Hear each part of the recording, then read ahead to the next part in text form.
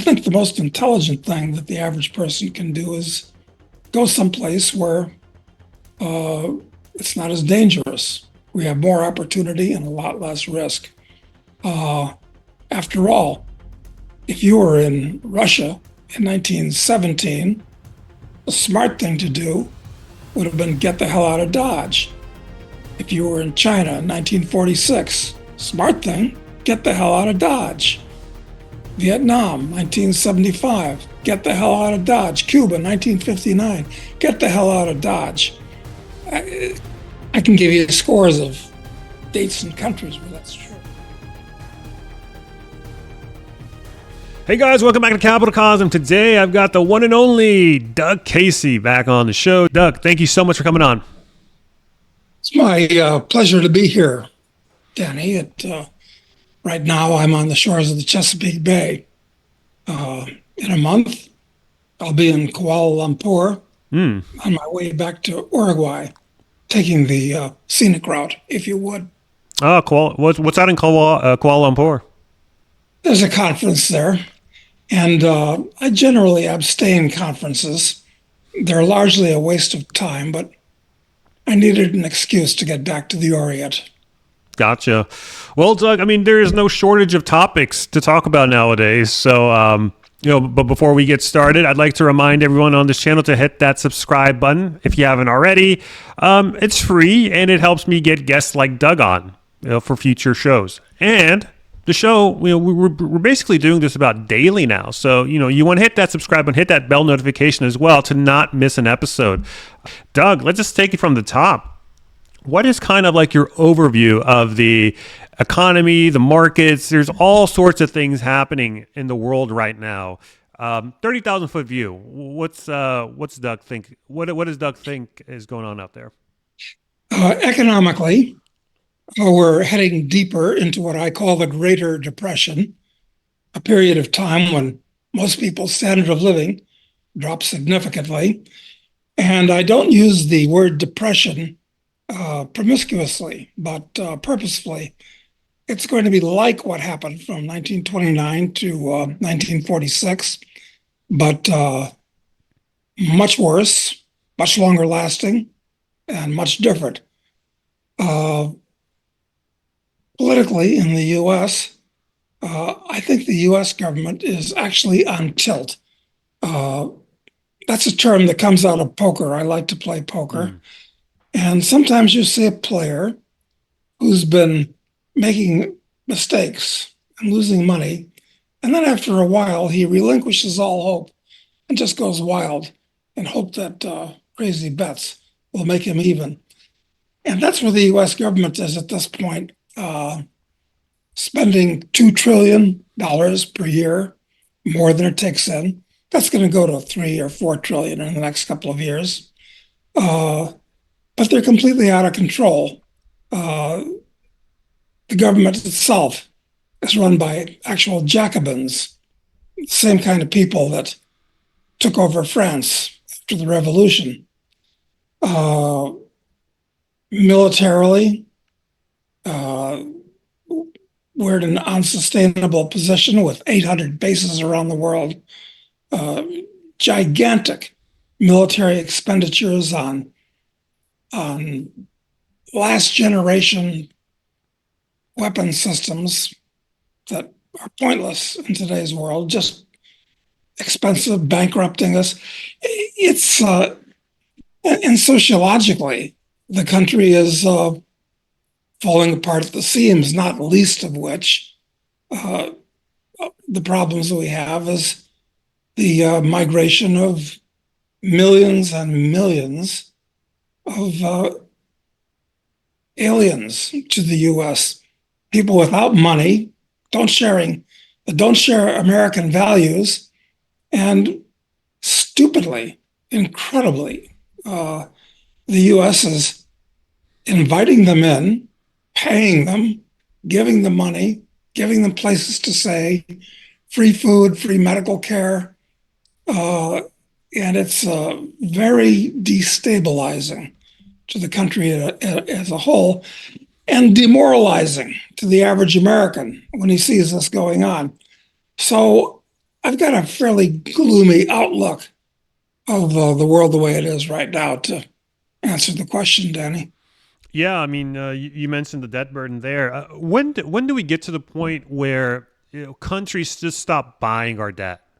China's been dumping treasuries, but it's at the tune of what, 50 billion here, 100 billion there. But when does it become more of a contagion?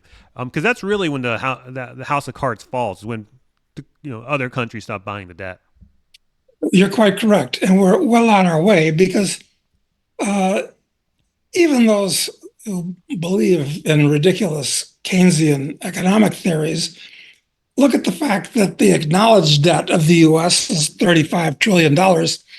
And of course, there's another $100 trillion dollars of contingent debt of various types that's out there.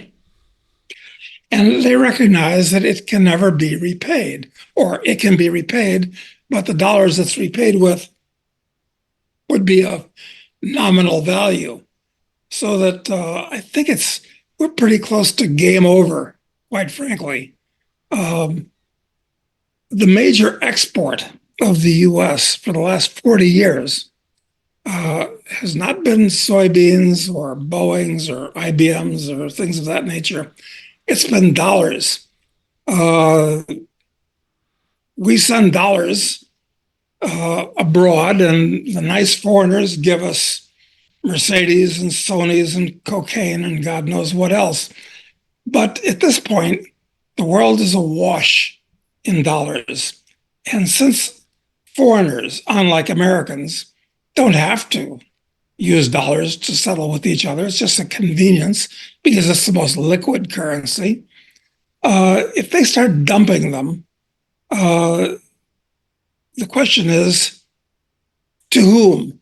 And the answer is they'll all come back to the US to take title to American land, businesses, whatever.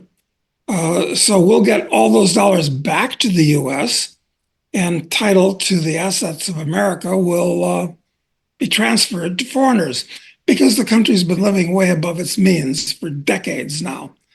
So I guess that's the answer to the question. I guess when that happens, that should also solve the immigration process, right? I mean, no one's going to want to come here anymore. Well, right now they still do, because crime in Venezuela, in Caracas, I've been to Caracas, I don't know, 3 or 4 or 5 times at least over the years, a number of other places in Venezuela as well. And once upon a time, it was a nice city. Uh, then, with Chavez and Maduro, was transformed into the highest crime city. Well, not actually. Port-au-Prince is really the highest crime city in the world, but close. But now Caracas is going back to being a nice city, believe it or not, they say. I haven't been there recently, but I've heard this because all of the gangsters, sociopaths, criminals have realized, wait a minute, what are we doing down here? There's nothing to steal. If we go up to the US, it's a soft prize. We can get away with absolutely anything. So let's go north. And so many Venezuelan criminals have come up here, and the crime level in Caracas has dropped quite a bit, I'm told. But it's gone way up here. You've probably heard uh, in Denver, for instance, that migrants, criminal migrants from Venezuela, have taken over 3 separate apartment buildings close to each other in Aurora, Illinois, which is a suburb of Denver. Wow. And the police or the FBI or the local government, nobody's doing anything about it at all Why is that? Why is no one doing anything? because they can. And because, listen, maybe the police are afraid to, listen, anything's possible. We're moving into kind of a road warrior stage of all of this, where maybe the police don't want to confront a gang that would take over 3 apartment complexes at this point. Yeah, it's cost benefit analysis. Either they may not be up to the task, or they may lose a lot more men than they're willing to deal with. Right? Well, listen, everybody likes to avoid confrontation if they possibly can, but I don't know what's going on with the Denver Police Department or the Aurora Police Department. What's the point of this policy? Like, I mean, I understand. Like the talking point is, we need to bring in, labor to do all these jobs that no one else wants to do. Our labor force is shrinking, so let's outsource it to the third world. But is that really it? Is that the reason why we have an unchecked border? Well, it's actually much more serious than that. It's not just about an unchecked border. It's about a moral collapse in our society where over the last 60 years, more or less, the idea has permeated through society that you can get something for nothing. And in fact, you can. Uh, you can go on welfare uh, and be paid for not working. You can get food stamps and get paid, or eat for nothing. You get Medicaid, uh, free medical. If you have kids, they go off to school, have their lunches given to them, and it's babysitting for 8 hours a day. Uh, People in the US have become quite irresponsible and psychologically, really bad ideas have permeated. It's not that Americans wouldn't or shouldn't work, it's that we're living off of accumulated capital at this point, Mm-hmm. and it's resulted in moral degradation. I hate to sound I hate to sound like a Bible Belt preacher, but the fact is, if you have a culture, it's based on values, and the values that the U.S. was famous for: uh, truth, justice, self-reliance, hard work. There's a whole panoply of these things that pretty much been washed away in past decades, and the chickens are kind of coming home to roost. Yeah, I mean, the United States really inherited a treasure trove towards the end of the Soviet Union, early '90s or so, and we've effectively squandered all of it. Okay, totally. It's created a mindset of entitlement. It's created a mindset of weak men. Right, we had extremely good times back then, and the byproduct of that is weak men. Right, it's the good times create weak men create hard times create strong men create good times. It's all cyclical. And we're just going through that fourth turning cycle now, I guess. You can kind of see it now with the price of gold going through the roof, $2,500. Let's go ahead and pivot over to that for a second. Why is gold making a new all-time high is almost weekly now, in your opinion, Doug? The price of oil has been kind of stagnant, but last time I checked today, it was a little bit above $78. Well, you've got to recognize that the U.S. government or the Federal Reserve is running these gigantic deficits, and they really can't borrow the money anymore. It's very hard to tax anymore. So they're printing money up. And all this additional purchasing media spewing out of the Federal Reserve uh, floats into society, and that's what happens. If you double the money supply in the US, prices will approximately double. And that's what's going on right now. It's not doubling every year, obviously, but it's increasing rapidly.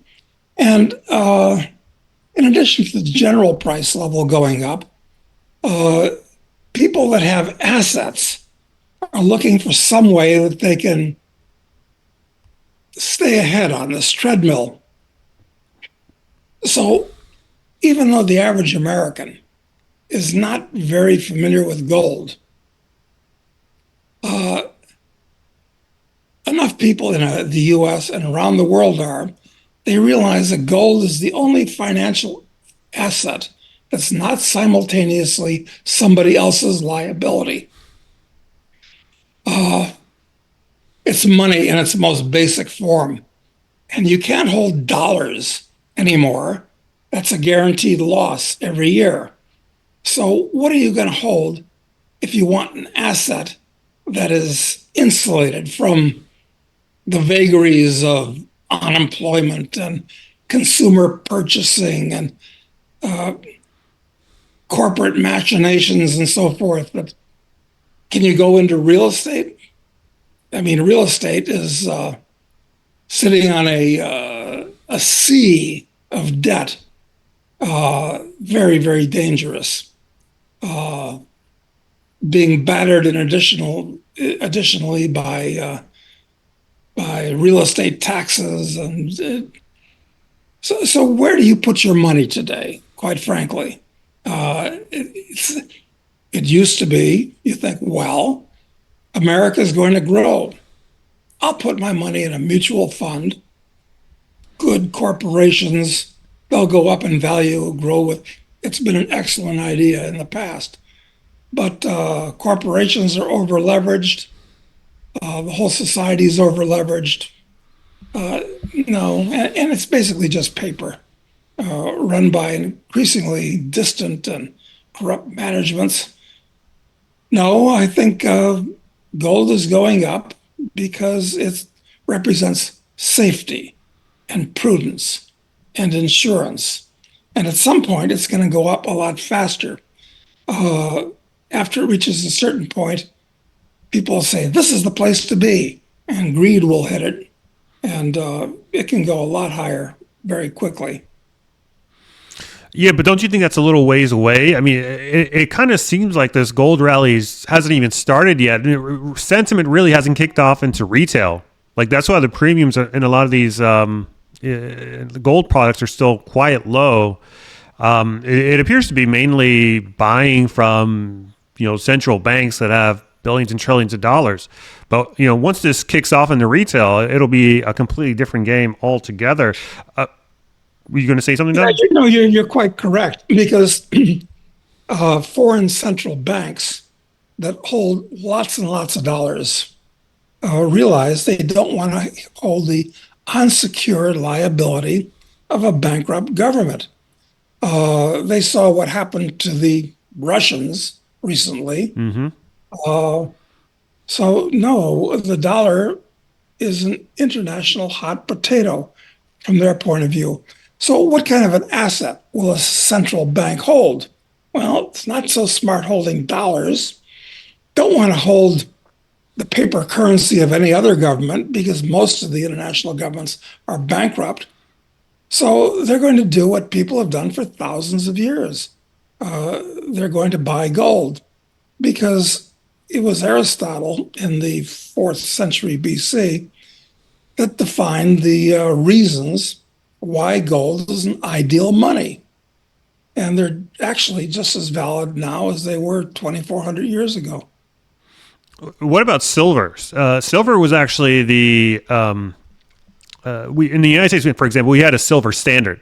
Many people did not know that, but part of the reason behind the story, what was it called? Follow the Yellow Brick Road. Yeah, that was Frank Baum's Wizard of The Oz. Wizard of Oz. Yep. So in the original story, she was wearing silver sandals or silver shoes, and that was an allegory for the silver standard that we once had in the United States.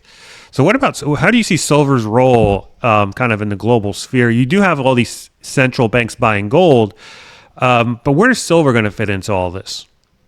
Well, as far as money, what are you going to use for money? Any type of a commodity with certain characteristics can be used. I mentioned the parameters that Aristotle defined. He said a good money has to be durable. Mm-hmm. Okay, silver is durable, not as durable as gold. but a lot more durable than wheat, for instance, which is why you Right. can't use wheat as money. Has to be divisible. Yeah, silver is equally divisible as gold. That's why you can't use diamonds or artwork as money. It has to be convenient. That's why you can't use lead as money because it takes way too much of it to be of use. And that's a bit of a problem with silver. Uh, if you're going to have a lot of wealth uh, that you want to hold as money,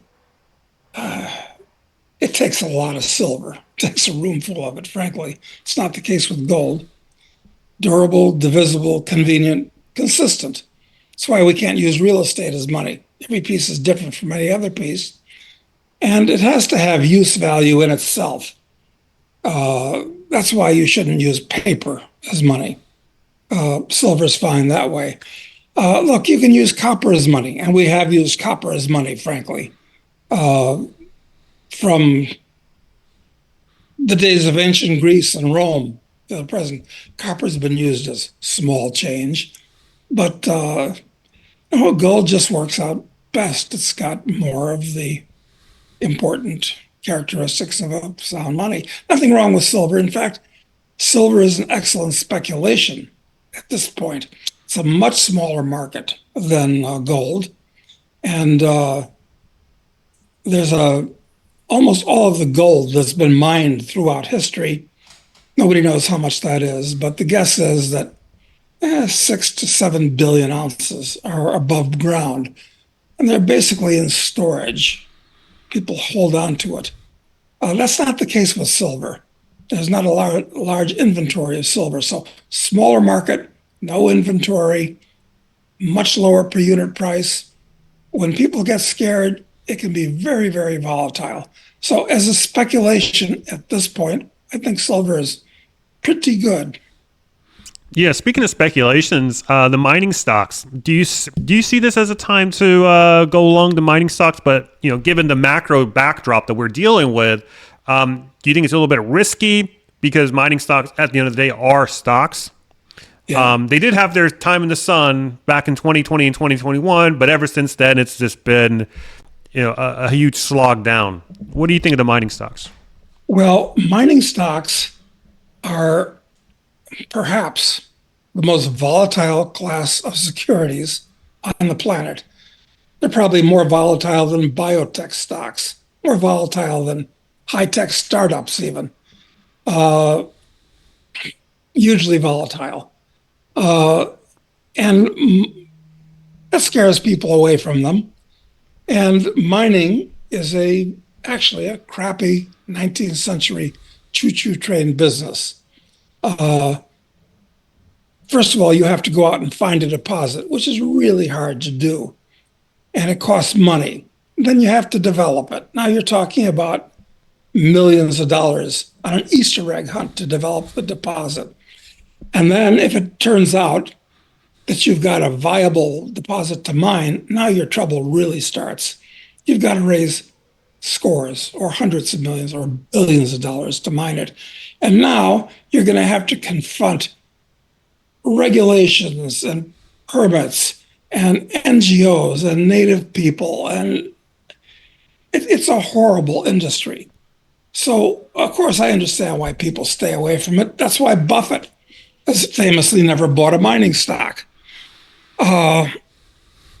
But on the bright side, the market caps of these things are so teeny weeny. I mean, you talk about big cap stocks, small cap stocks, uh, uh, micro cap stocks. These things are nano cap stocks, even pico cap. They're teeny weeny, which means that they're so small that institutions have trouble buying them. They can't buy things with market caps of a few $1,000,000 or 10 or $20 million. They manage trillions, so that the institutions aren't buying them for that reason. They're not buying them because same reason that Buffett's not buying. They don't buy them because they don't believe in gold. Quite frankly, they think it's a pet rock. And the public doesn't understand it. So it's a completely overlooked part of the market, but it's such a small part of the market. And when things start happening, which I expect, it takes years to happen sometimes before they start happening. These things explode. The whole market goes 10 to 1. Many individual stocks go 100 to 1. I've personally been involved in two companies that have gone 1,000 to 1. I'm not talking over a lifetime, I'm talking over a few years.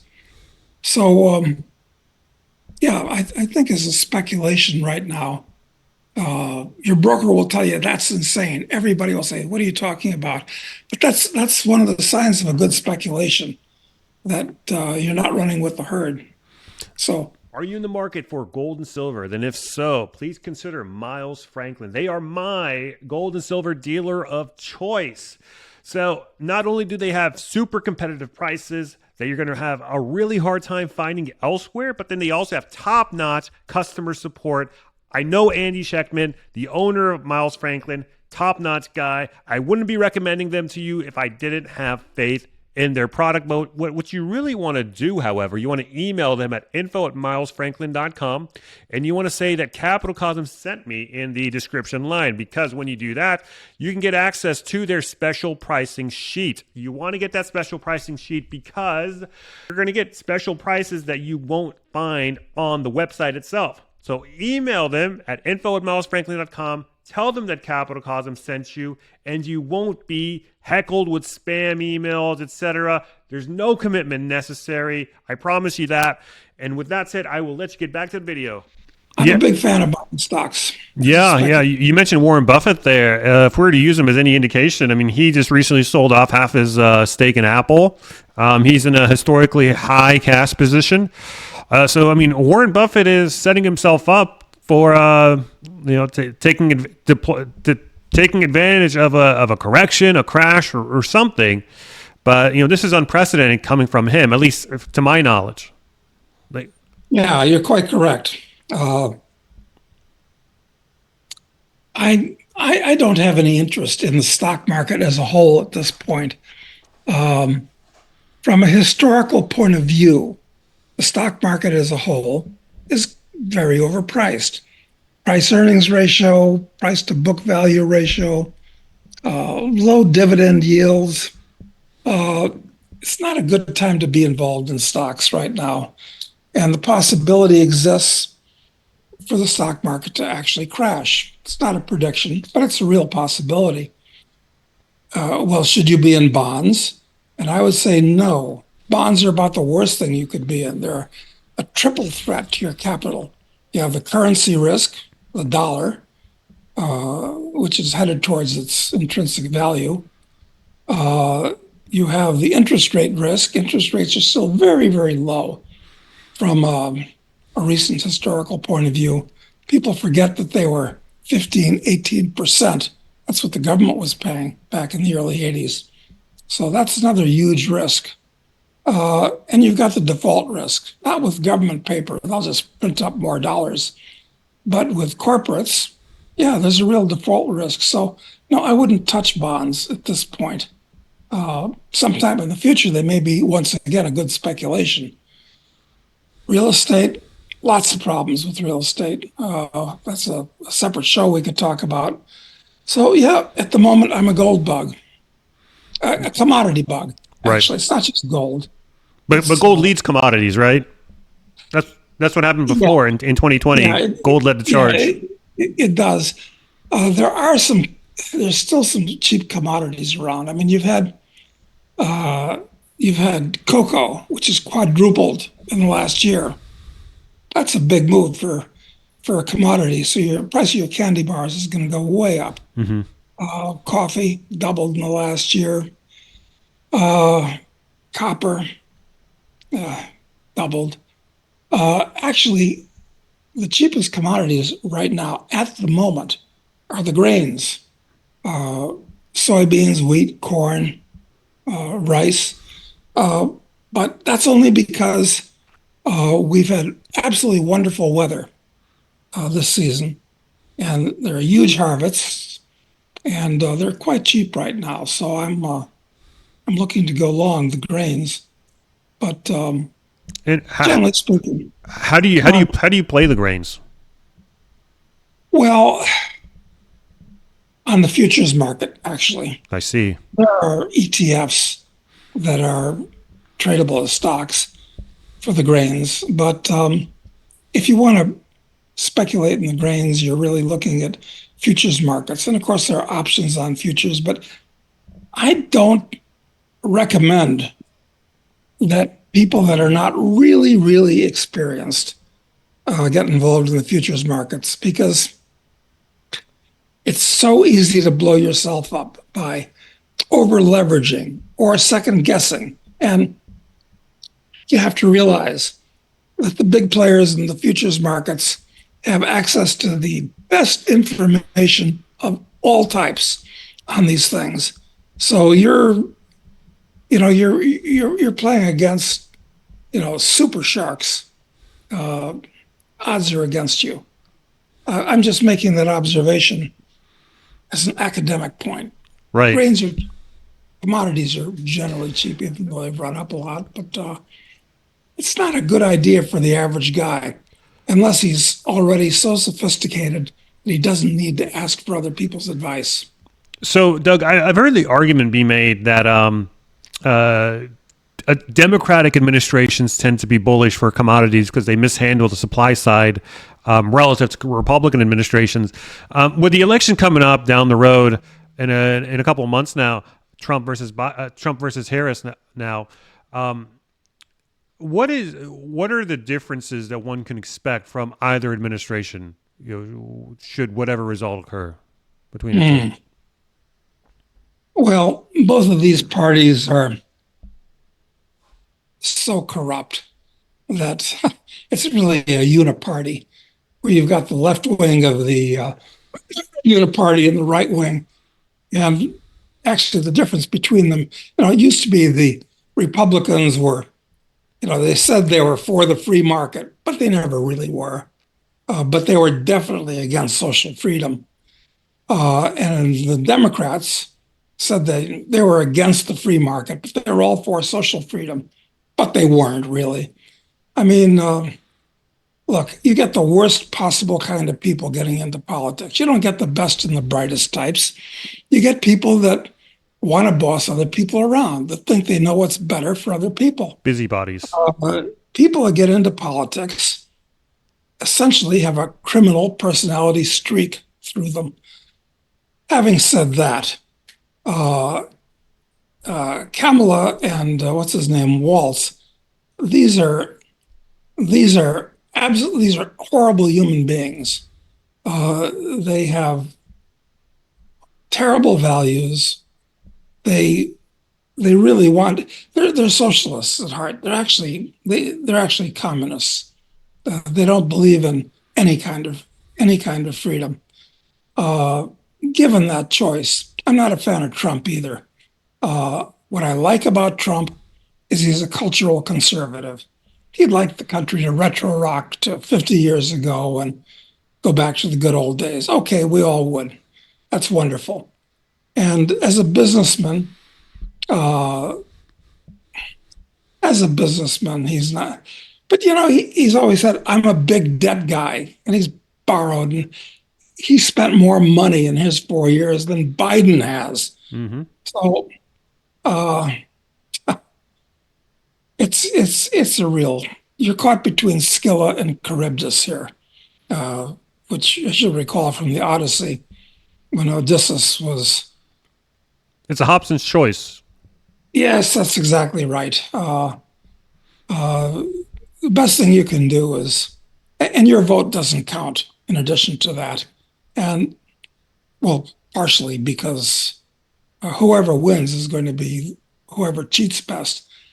I handicap I hate to say this, but I think the Democrats are going to win or be installed because they're going to cheat more effectively than the Republicans. Also, a couple of weeks ago, Michael Moore, and there's nothing good about Michael Moore except for the fact he's morbidly obese, but he came out with 20 things, important things that Americans look at, basic issues in our society. And he access polls with Rasmussen and Pew and all these things. And overwhelmingly, the average American has philosophical slash political views that are very pro Democrat, pro socialist, pro welfare. And that's the way people tend to vote, which is where their views and hearts are. Um, so there's that reason. But the big reason is the Democrats really cheat a lot better than the Republicans do. I'm totally convinced that they stole it from Trump a few years ago. And gee, the average salt of the earth American in the red states in the heartland, I think he's going to be really pissed off if I'm right and the Democrats win. So we're actually on the cusp of something that looks like a civil war. I think it's going to be ugly. There's no way out of this because the red people and the blue people really can't talk to each other. A lot of them actually hate each other. Uh, they just can't communicate. So it's going to be a fight.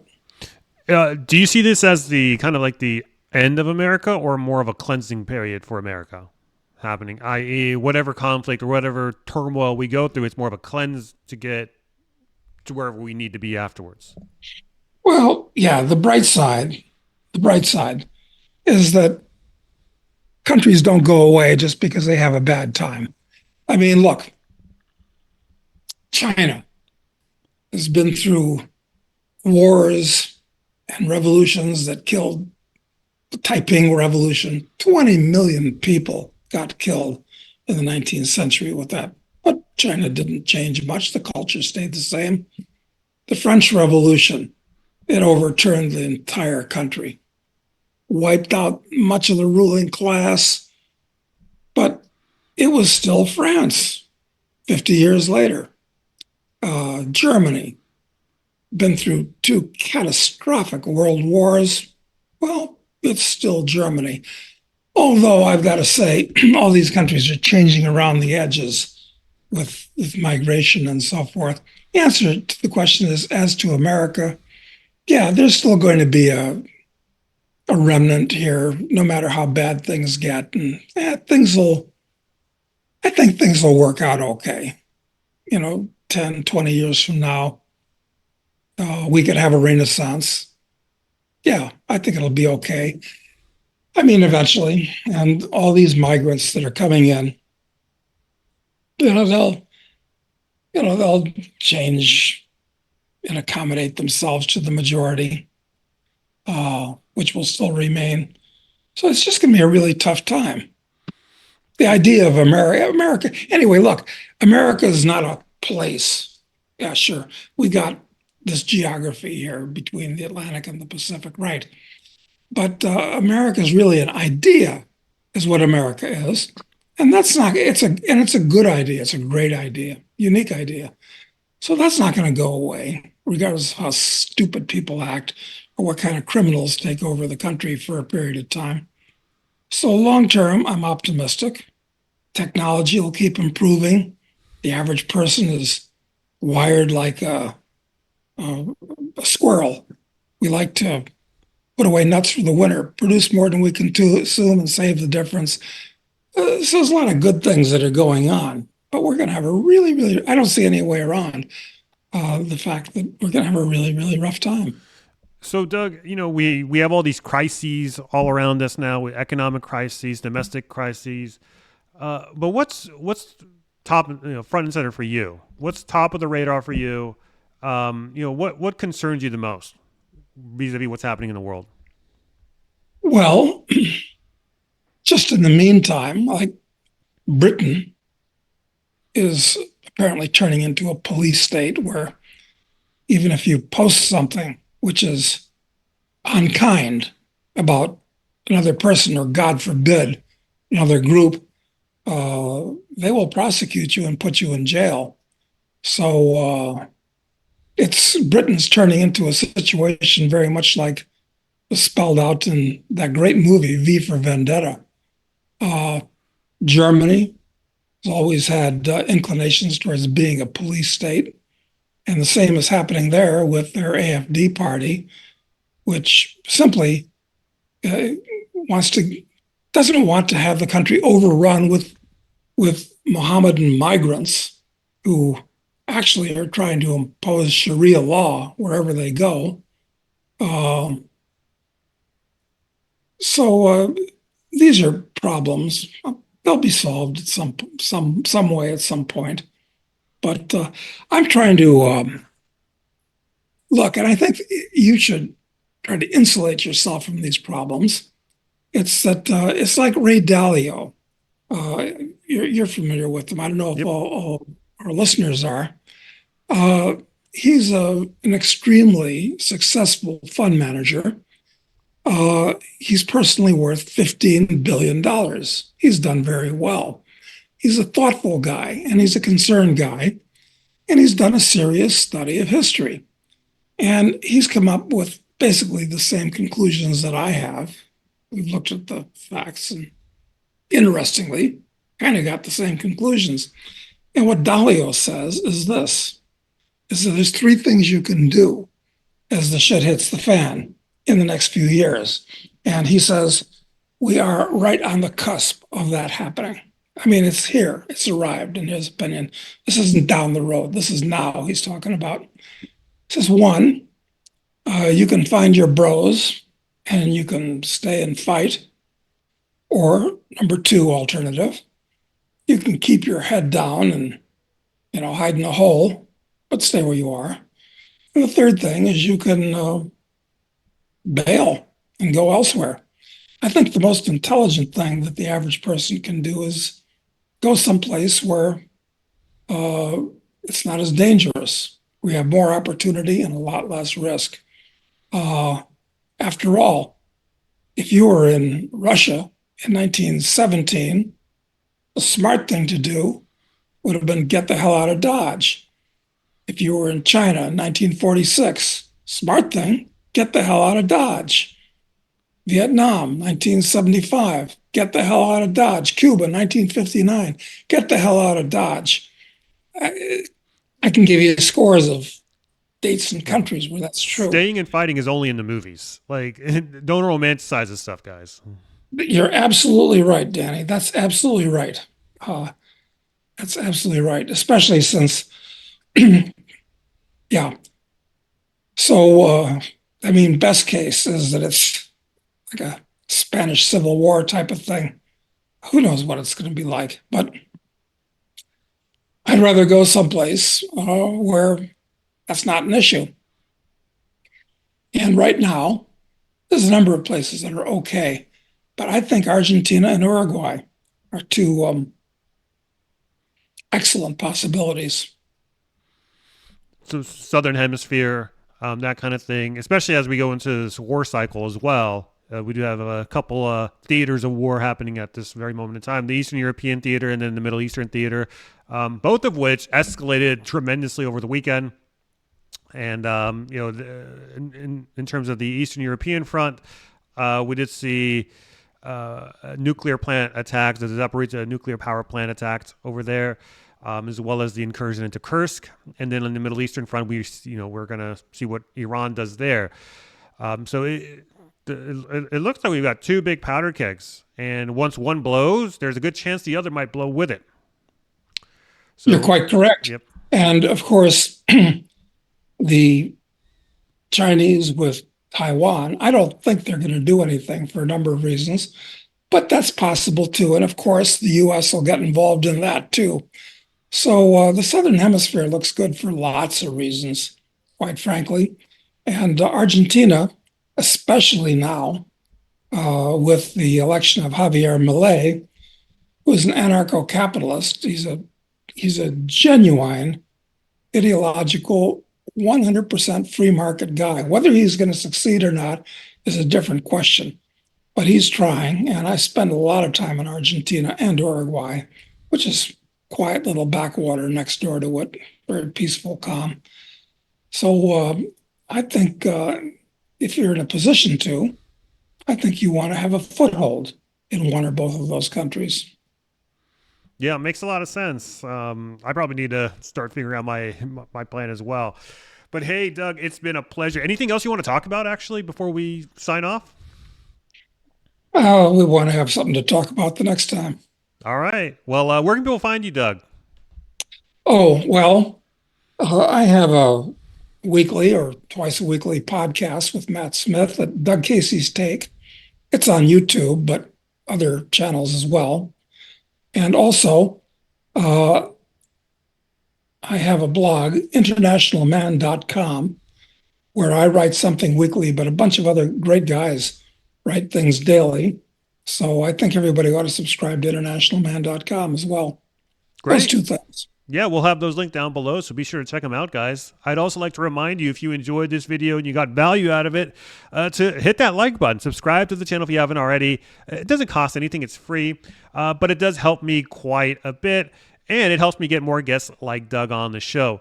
And yeah, let me know what you guys think. If you enjoyed it, right, go, Doug, go in the comments section and tell me what you enjoyed about it, what you disagreed about it. Really interested to get your thoughts, guys. And with that said, I will catch you next episode. Bye, y'all.